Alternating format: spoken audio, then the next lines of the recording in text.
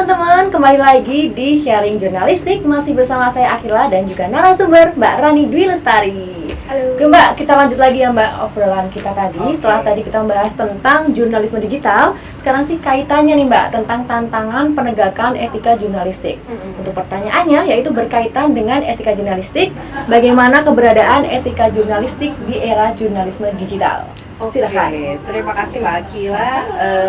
Berkaitan tadi dengan jurnalisme digital, bagaimana dikaitkan dengan etika jurnalistik?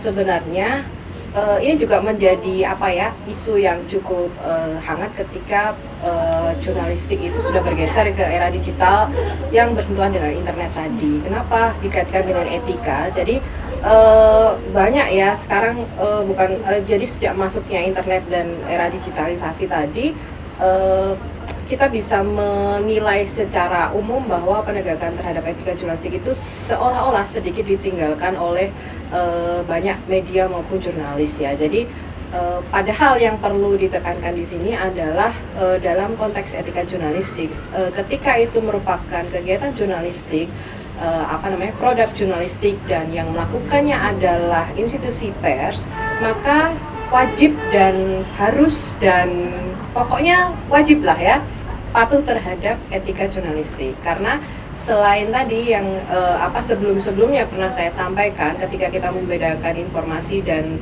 produk jurnalistik itu kan dari akurasinya ya, kemudian verifikasinya berbeda. Itu adalah bagian dari etika, penegakan etika. Jadi dalam etika jurnalistik itu juga diatur bahwa seorang jurnalis itu harus menegakkan akurasi dan verifikasi dalam proses jurnalistik. Maka yang saya bilang tadi kaitannya bahwa saat ini ketika industri media telah bergeser ke era digital, itu sebenarnya tidak ada pembeda apapun berkaitan dengan penegakan etika jurnalistik.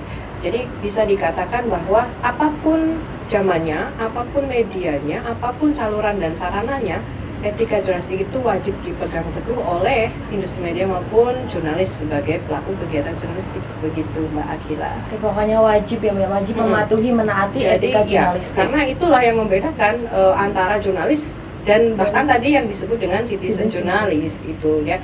Jadi kalau jurnalis itu terikat sekali dengan UU Pers dan kode etik jurnalistik begitu.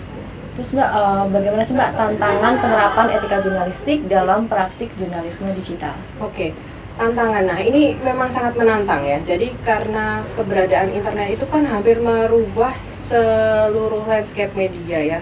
Kegiatan jurnalistiknya berubah, kemudahannya lebih banyak, kemudian tren atau praktik-praktik dalam jurnalisme digital itu menjadi semakin beragam ya. Bagaimana tantangannya dikaitkan dengan etika. Jadi perlu ada kejelian baik dari media maupun jurnalis sebagai pelaku kegiatan jurnalistik terhadap apa yang dilakukan saat ini dalam melakukan proses jurnalistik ya. Jadi misalnya perlu ada pemahaman atau reminder lagi terhadap poin-poin yang ada dalam kode etik jurnalistik. Apakah itu bisa apa yang dilakukan dalam kegiatan jurnalistik itu apakah sudah sesuai dengan apa yang tertuang dalam etika jurnalistik. Baik Mbak Rani, untuk pertanyaan selanjutnya nih berkaitan dengan etika jurnalistik. Ini adakah Mbak bentuk-bentuk pelanggaran etika di era jurnalisme digital? Oke, pelanggaran etika jurnalistik di era jurnalisme digital. Jadi kalau mau dikatakan pelanggaran itu banyak, itu juga kayaknya gimana, tapi dibilang sedikit juga nggak bisa. Jadi ada perbedaan tren antara ketika era jurnalisme konvensional dan digital. Kalau mau saya buat komparasi ya Mbak Akila, di masa era jurnalisme konvensional dengan digital itu tren pelanggarannya memang lebih meningkat ketika era jurnalisme digital. Kenapa itu bisa terjadi? Ya sebenarnya kita bisa membreakdown satu-satu mulai dari proses jurnalistik yang dilakukan oleh jurnalis, mulai dari kegiatan jurnalistik di lapangan sampai proses produksi bahkan sampai ke publikasi ya. Dari 3 kegiatan jurnalistik tadi, celah untuk pelanggaran etika ketika era jurnalisme digital itu lebih banyak. Kenapa itu bisa terjadi? Misalnya dalam proses jurnalistik ya, kalau yang dulu di era konvensional ketika kita belum mengenal internet, apa namanya, sumber berita atau bahan berita yang didapatkan oleh jurnalis itu bisa bersifat sangat eksklusif. Dalam artian itu ya, kalau saya yang meliput, saya juga yang memiliki itu. Tapi hal itu sekarang menjadi tidak atau hampir jarang terjadi karena model sharing antara wartawan itu bisa dilakukan dengan mudah dengan fasilitas internet. Misalnya kita habis melakukan wawancara, merekam itu sangat mudah di-share lewat WA misalnya. Kalau dulu kan nggak ada WA ya, bahkan merekam itu juga jarang, harus pakai kaset yang model lama gitu. Nggak tahu Mbak Akila ngalamin Kayaknya atau nggak enggak, dan ngalamin, itu Mbak. susah banget ya untuk di-share. Paling banter dulu Bluetooth. Kenal Bluetooth nggak, Iya, Mbak? Bluetooth iya. Yang Sebelumnya dideketin infrared ini. dulu, Mbak. Oh iya, ada benar. infrared, bener banget. Jadi apa ya, dengan adanya kemudahan seperti itu menimbulkan budaya baru seperti yang mungkin dikenal juga dengan banyak orang saat ini, ada yang namanya jurnalisme cloning ya. Jadi cloning itu apa sih? Cloning itu kalau bahasa mudahnya kan kita menggabung-gabungkan ya banyak hal menjadi satu produk sendiri. Nah sekarang jurnalis banyak melakukan itu dengan cara saling meminta tadi apa namanya, hasil wawancara, bahan berita untuk diakukan sebagai karyanya sendiri. Nah dulu itu susah sekali untuk terjadi karena mau tuker-tukeran aja susah. Sekarang jurnalis nggak ada di lapangan, tiba-tiba besok beritanya muncul di media tertentu padahal dia nggak melakukan liputan. Jadi sharing atau cloning tadi bisa terjadi bisa berupa bahan berita, bahkan bisa dalam bentuk berita jadi, saling tukar menukar. Ada problem etis di sana bahwa di kode etik jurnalistik itu sudah diatur bahwa kita sebagai seorang jurnalis itu harus menjauhi atau menghindari yang namanya praktek plagiasi. Sementara cloning itu sangat lekat dengan praktek plagiarisme. Maka tren pelanggaran tadi meningkat dengan adanya teknologi. Kemudian misalnya kalau kita membicarakan di jurnalisme digital yang berbasis internet tadi, mungkin lekat sekali dengan keberadaan jurnalisme online ya. Jadi pelanggaran di jurnalisme online itu memang kalau diukur dengan perbedaan dengan jurnalisme konvensional itu juga bisa dibilang lebih banyak dibandingkan yang sebelumnya, karena terdapat karakteristik atau kekhasan dari jurnalisme digital atau online itu yang memang berbeda jauh sekali dengan jurnalisme konvensional. Misalnya dari sisi publikasi ya, publikasi di media online itu kan bisa real time online ya. Jadi saat ini kejadian, Mbak Akila ada di tempat kejadian saat itu, bisa saat itu juga dipublikasikan langsung di tayang media. gitu ya, Mbak, ya? Nah, kadang ada problem di sana adalah berkaitan dengan akurasi. Kadang hal-hal yang sebenarnya belum terkonfirmasi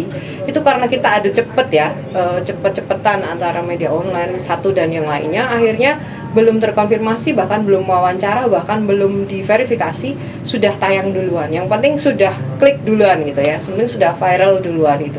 Nah itulah menjadi problem di sana, bahwa akurasi itu menjadi disingkirkan atau dikesampingkan oleh industri media maupun jurnalis dalam melakukan proses jurnalistik. Itu baru 2 contoh ya tadi. Belum lagi kayak misalnya praktik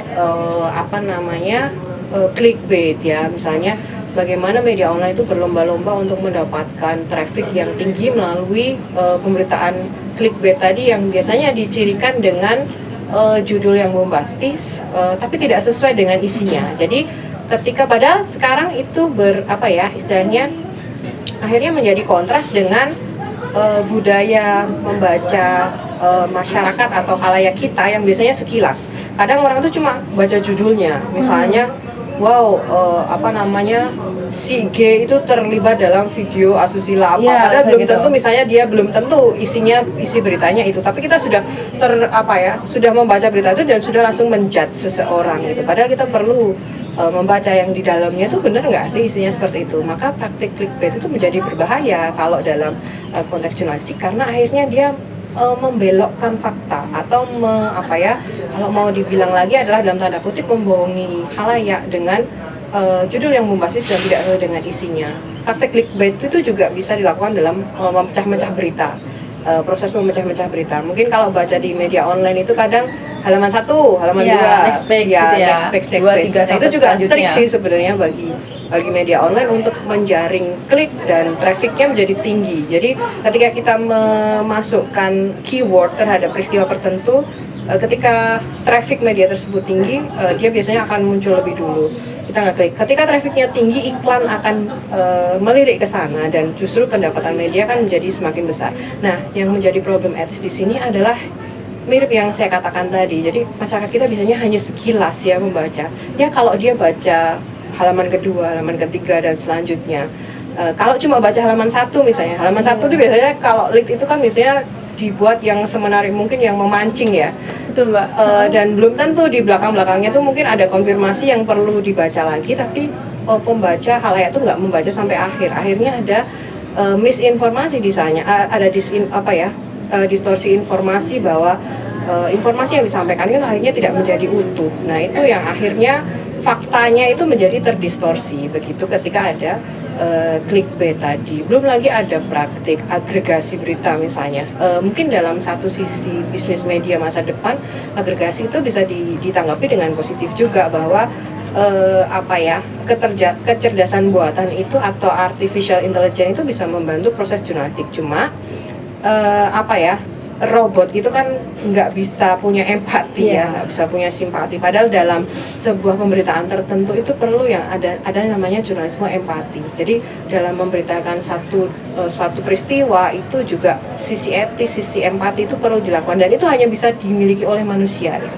Jadi robot atau misalnya praktek agregasi dengan mengumpulkan berita-berita dari berbagai situs kemudian dikumpulkan jadi satu itu ya, atau jurnalisme kurasi, itu satu sisi punya sisi positif, tapi dia juga punya problem etis ketika media hanya bergantung pada itu ya. Jadi udah nggak ada lagi wartawan di lapangan karena kerjanya pakai sistem robot gitu. Jadi semua berita bisa dikumpulkan hanya dengan keyword, mengumpulkan dari berbagai big data yang ada di internet, jadi satu kanal sendiri, jadi satu berita sendiri, dan jadi rujukan orang. Cuma ya tadi saya bilang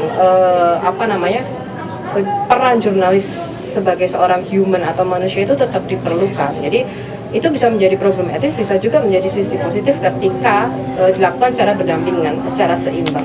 Kemudian kalau problem-problem lain ya tentunya banyak ya, berkaitan dengan hoax, kemudian informasi yang bedanya tipis antara desas-desus dan informasi ya saat ini. Mana yang media benar, mana yang media abal-abal. Di media online aja sekarang udah ada berapa ribu ya.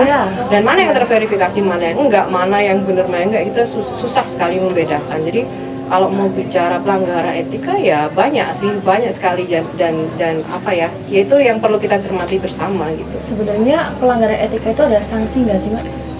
Kalau berkaitan dengan sanksi tentu ada ya. Jadi kenapa etika jurnalistik itu dibuat, kemudian kode UU Pers itu ada, tentu satu sisi untuk menjadi rambu-rambu ya. Rambu-rambu itu kan pengingat bagi kita untuk bahwa kalau di sini tuh harus berhenti kalau lampu merah, kalau lampu hijau itu jalan dan sebagainya. Sama juga dengan etika jurnalistik itu menjadi rambu-rambu dalam kerja jurnalis. Ketika ada pelanggaran etika, maka tentu ada sanksi yang akan diberlakukan baik oleh jurnalis sebagai pelaku kegiatan jurnalistik maupun media. Jadi kalau etika jurnalistik itu kan mengatur dua ya. Yang pertama jurnalis, yang kedua adalah perusahaan media gitu. Jadi tentu ada sanksi. Kenapa ada sanksi?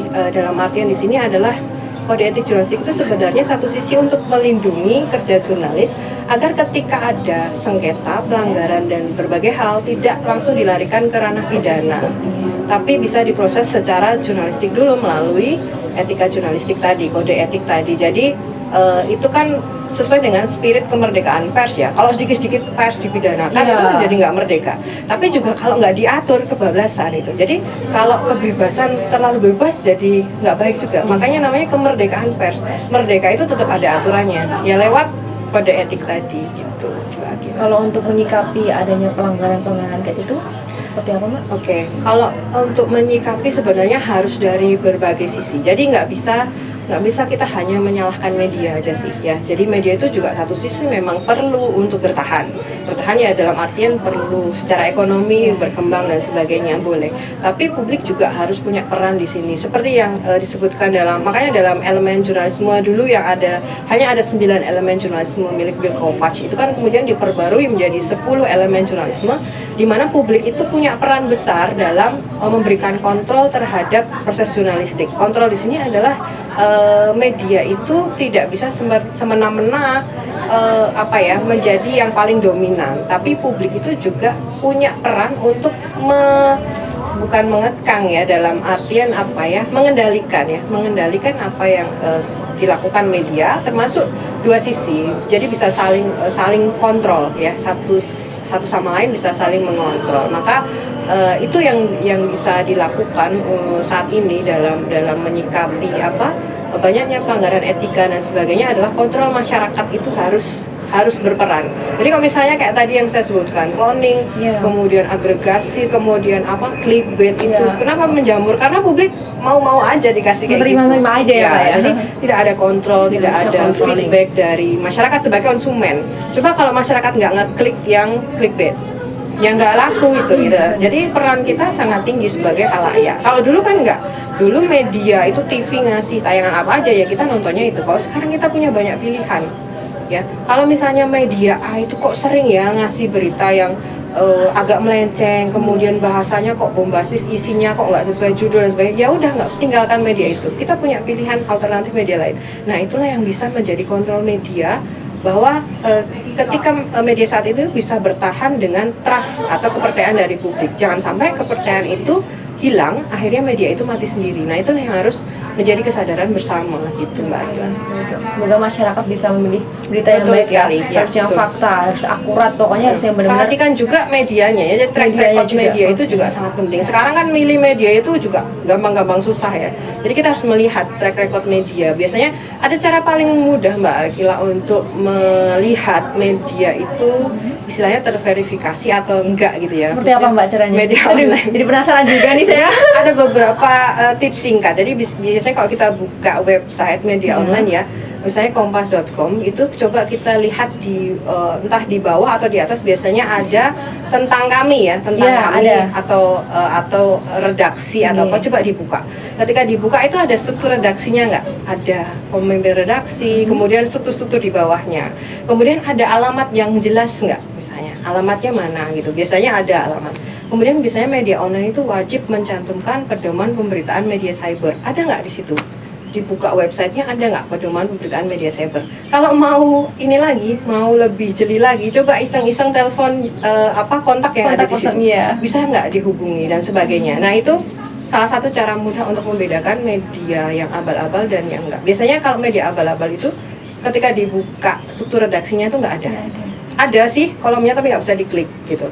Jadi kadang mereka menyembunyikan siapa yang ada di balik itu, siapa penanggung jawabnya dan sebagainya. Kemudian perhatikan juga track record pemberitaannya. Jadi biasanya bisa terpola sih media-media yang memang digunakan untuk propaganda, untuk menyebarluaskan kebencian, itu biasanya memang judul-judul yang ditampilkan itu bisa dilihat polanya. Ini kok arahnya menjelek-jelekan si A ya, menjelek-jelekan capres B ya, misalnya gitu. Itu bisa kelihatan polanya dan kita bisa memilah sendiri. Oh, ini berarti memang media partisan misalnya. Oh, ini memang media propaganda. Oh, ini memang sengaja dibuat untuk men-share hate speech misalnya. Nah, itu kita yang menyaring sendiri gitu. Jadi perhatikan track record media, kemudian itu tadi struktur redaksi, dia mencantumkan pedoman pemberitaan media cyber atau tidak. Dan sebenarnya bisa dicek juga sih media yang terverifikasi atau enggak itu melalui websitenya Dewan Pers, itu juga bisa.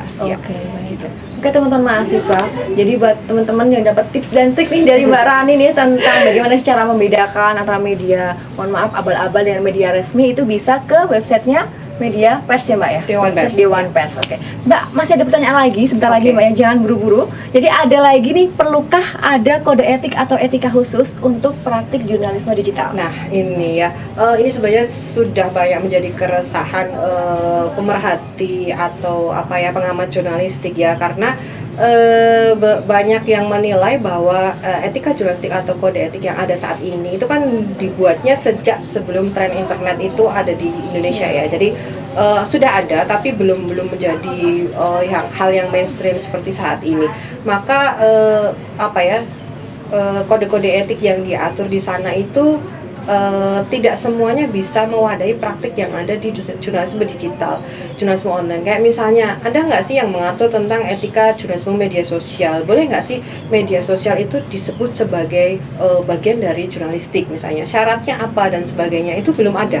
Jadi belum diatur sampai sedetail itu. Nah, saya rasa kalau melihat tren perkembangan atau landscape jurnalisme masa depan yang memang semuanya berbasis digital dan berbasis internet, maka bagi saya itu perlu ya Mbak Akila. Jadi perlu ada upgrading atau mungkin justru tambahan pedoman atau peraturan atau kode etik yang memang secara khusus mengatur keberadaan media online termasuk jurnalisme media sosial tadi. Karena karakteristiknya berbeda sekali gitu dengan jurnalisme konvensional yang sudah berjalan saat ini. Nah, keberadaan kode etik yang mengatur khusus pada era platform jurnalisme digital itu menurut saya menjadi salah satu solusi juga untuk meminimalisir pelanggaran-pelanggaran etika jurnalistik yang tadi sempat kita bahas.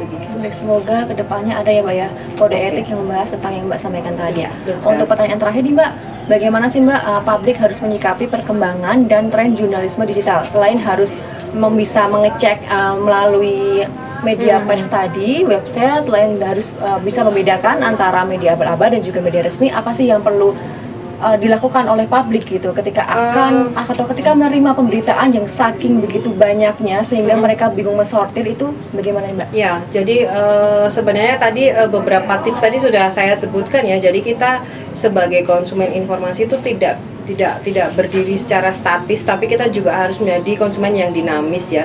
Kemudian skeptis atau rasa keingintahuan, kecurigaan terhadap sesuatu itu harus dilatih mulai sekarang. Jadi ketika kita mendapatkan informasi, kita harus mengecek siapa yang menyebarluaskan, siapa sumbernya, kemudian bahkan sampai kepada tanggalnya kapan itu informasi dipublikasikan. Kemudian kita memilah juga ya, media mana yang layak kita konsumsi, kemudian apa yang perlu kita share dan apa yang perlu kita tahan, mana yang perlu kita carikan pembandingnya gitu. Jadi kalau saya lebih kepada kita harus memilih, membandingkan atau mengkomparasikan, kemudian baru kalau dalam upaya pemberantasan hoax itu kan salah satunya ketika kita mau menyebarluaskan informasi itu kita harus mempertanyakan lagi, selain apakah informasi itu benar atau tidak, akurat atau tidak, sumbernya jelas atau tidak, yang terakhir adalah itu bermanfaat atau tidak sih ketika kita menyebarluaskan. Kalau memang itu tidak bermanfaat, ya kenapa harus disebarluaskan gitu. Jadi mungkin peran masyarakat itu sebenarnya sekarang sudah sangat terbuka sekali ya, karena tidak hanya menjadi konsumen tapi juga bisa menjadi produsen informasi. Maka kita juga harus menjadi masyarakat yang terliterasi atau cerdas dalam memilih dan memilah media, termasuk dalam men-share atau menyebarluaskan informasi. Begitu Mbak Akila. Terima kasih Mbak Rani atas informasinya, atas ilmunya. Semua pengalaman Mbak Rani sudah diceritakan di sini. Semua ilmu yang ada di Mbak Rani sudah diceritakan juga di sini buat teman-teman mahasiswa. Semoga sangat bermanfaat. Semoga bisa istilahnya menambah ilmu kalian, menambah pengalaman kalian. Pokoknya tetap semangat terus. Jangan lupa untuk terus mencari informasi yang akurat, yang fakta, agar tidak salah memilih pemberitaan. Karena saat ini memang tren jurnalis ini, citizen jurnalis banyak banget ya Mbak ya. Jadi harus benar-benar pintar-pintar memilah, terutama mahasiswa generasi masa depan harus cerdas. Oke Mbak Rani, terima kasih atas waktunya. Tentang tema jurnalisme digital dan tantangan penegakan etika jurnalistik sudah selesai.